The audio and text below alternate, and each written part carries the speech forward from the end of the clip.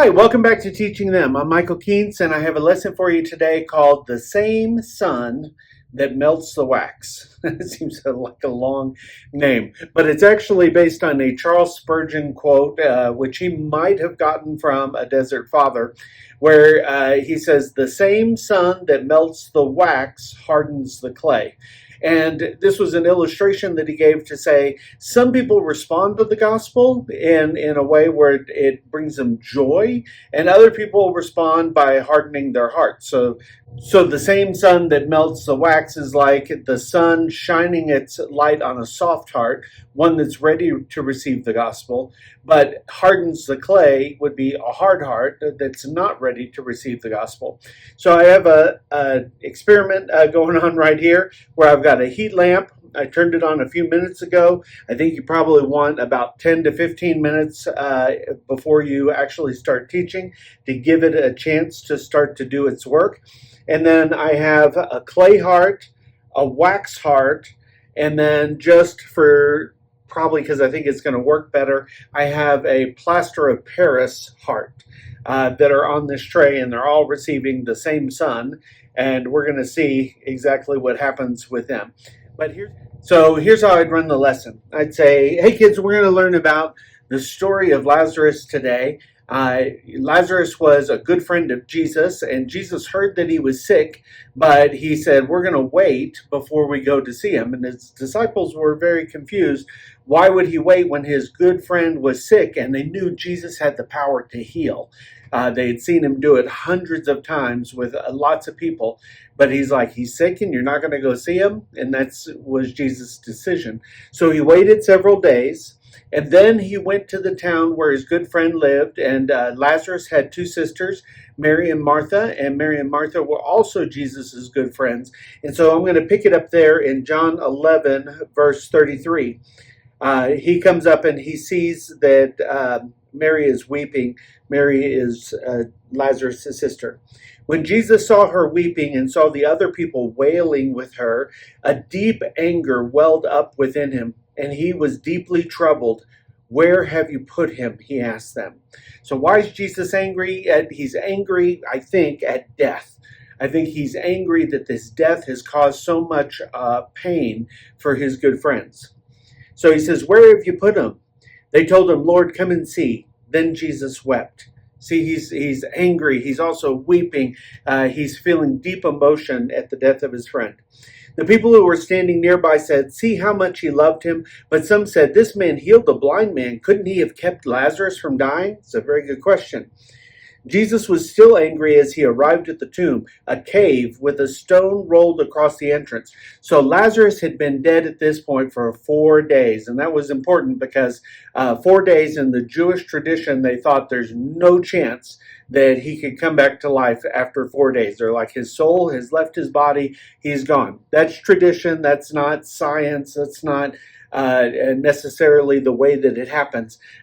We really believe that your soul leaves your body the moment it dies. So, but he waited 4 days because he wanted there to be no doubt that Lazarus was dead. And Jewish practice was when your friend or family member died, you put them in a cave or a tomb if you had money to do that, and then you would roll a stone in front of it to seal it off. That was how they buried people, when the people who had money buried people. Roll the stone aside, Jesus said to them. But Martha, the dead man's sister, protested, Lord, he's been dead for 4 days. The smell will be terrible because bodies decompose. Jesus responded, didn't I tell you that you would see God's glory if you believe? So they rolled the stone aside. Father, thank you for hearing me. This is Jesus praying. He looked up to heaven. Father, thank you for hearing me. You always hear me. But I said it out loud for the sake of all the people standing here so that they will believe you sent me. Then he shouted, Lazarus, come out! And the dead man came out. His hands and feet were bound together in grave clothes because they would kind of wrap him up and then they would tie his hands and tie his feet. And so the dead man came out. His hands and his feet were bound in grave clothes. His face was wrapped in a headcloth. And Jesus told them, unwrap him and let him go. That's a cool story. If you had seen that, wouldn't you believe Jesus is God? Yes, absolutely. I would believe it too. It'd be hard not to believe it to see him raise someone from the dead. But let's look and see how other people responded. So the next verse. Many of the people who were with Mary believed in Jesus when they saw this happen. Great, that's awesome. But some went to the Pharisees and told them what Jesus had done. Then the leading priests and Pharisees called the council together, and they said, "What are we going to do?" They asked each other. "This man certainly performs many miraculous signs. If we allow him to go on like this, soon everybody will believe in him. Then the Roman army will come and destroy both our temple and our nation." It probably wasn't true that that would happen, but they were thinking that Jesus was coming to start a battle, that he was going to come and get everybody excited, and then the Romans, who were currently the occupying force in this space, would then bring a war to Israel. So this is what they were discussing. I'm going to skip down to verse 53 now, and it says, "So from that time on, the Jewish leaders began to plot Jesus' death." What? He's doing miracles, he's healing people, he's raising the dead, and they want to kill him. That's so interesting. Why would they want to do that? There's a famous preacher who lived in the 1800s. His name was Charles Spurgeon. And he said, "The same sun that softens the wax hardens the clay." Think about that. The same sun that softens the wax hardens the clay. What did he mean by that? The sun provides life. We couldn't live on this planet without it. But some things respond by melting to it. Some things it makes them harden up.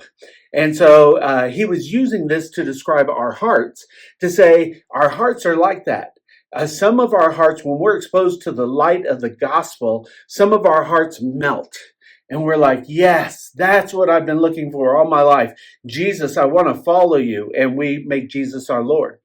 Other people's hearts harden like these Pharisees. And we're like, oh no, he can't make me live according to the way that he tells me to live. I won't do it. I want to live for myself. And our hearts harden.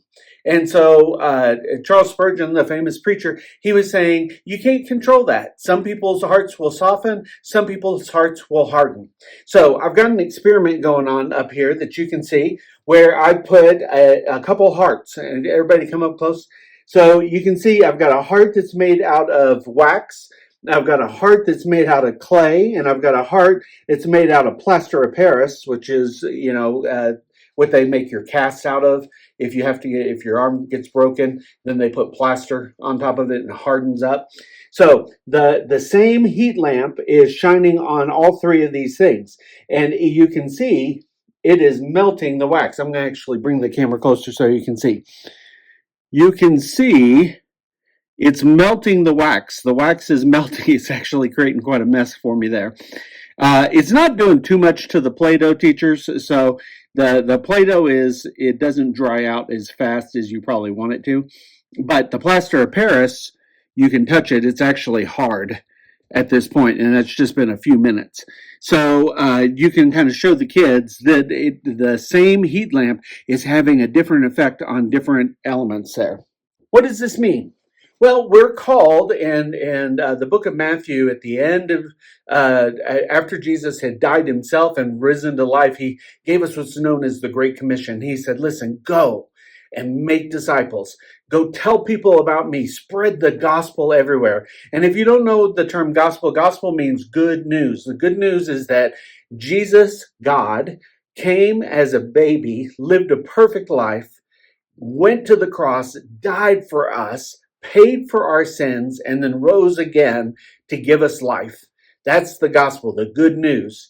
And he says, listen, I want you to go and tell everybody about this. But you can't control how their hearts will respond. Some will soften, some will harden. And that's not our job to figure out who's going to soften, who's going to harden. Our job is just to go. Go, tell people about Jesus. Tell them the good news. Let them know how exciting that is. And then it's between them and God, how they respond. If their heart softens, then they'll want to follow Jesus as Lord. If their heart hardens, then they may go further away from him. But God can even use that. When people's hearts harden, he usually finds a way. He won't make them follow him, but he usually finds a way to get through to even the hard-hearted people. So what can you do for a hard-hearted person? You can pray for them. Pray that God will continue to work, that he will continue to chase after them and show them his love for each of them so that they'll respond. So teachers, this is a fun lesson, a little science experiment. I hope that you'll enjoy using it. If you want to print this, go to teachingthem.org and you can print the lesson out and it'll tell you how to do all of these different parts. God bless you. Have a good time and I'll see you next time.